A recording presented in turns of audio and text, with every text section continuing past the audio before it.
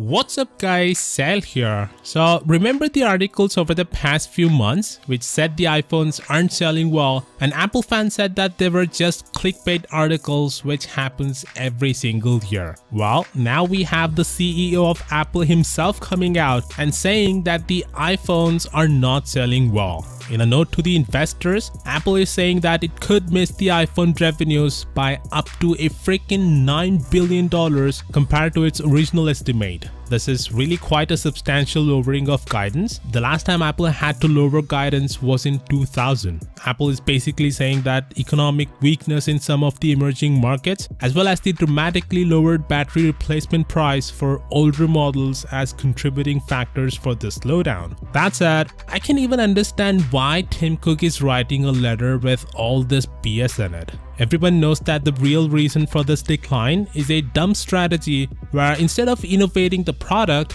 they just raise the price with almost no changes to the product at all. Just compare the iPhone X to the iPhone XS or XS Max. They look almost identical, but the new phones are significantly more expensive, reaching almost $2,000 in some of the key markets. That's just ridiculous considering that 2 years ago, iPhones costed only half, and other smartphone manufacturers are not even pricing the half of this much but give you an equivalent product. When the iPhone X was released, a lot of people bought it because it looked nice and innovative, although it was very expensive. But Apple got it wrong.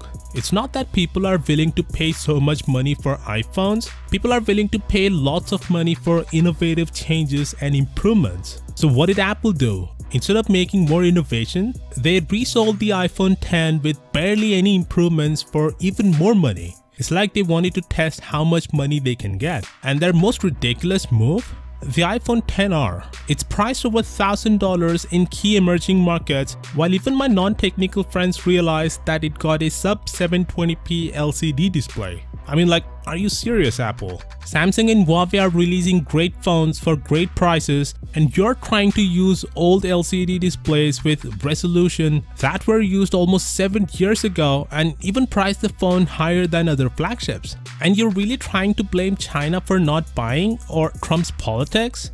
I really hope that you learned your lesson and your next phone won't have the price of a goddamn car. That being said, Tim Cook really needs to stop caring so much about investors and quarter lies. When you run your business around appealing to investors, you inevitably fail. Look at Amazon. Jeff Bezos doesn't give a crap about what his investors think.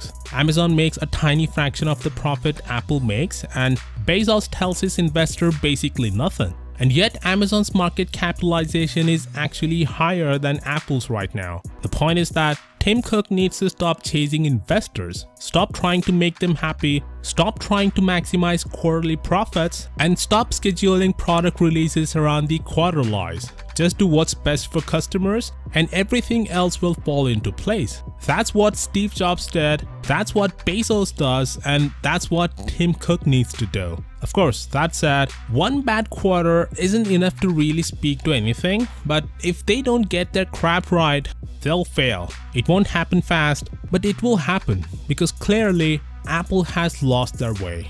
Consider subscribing for daily tech videos like this, and as always, I'll see you all tomorrow. Peace out.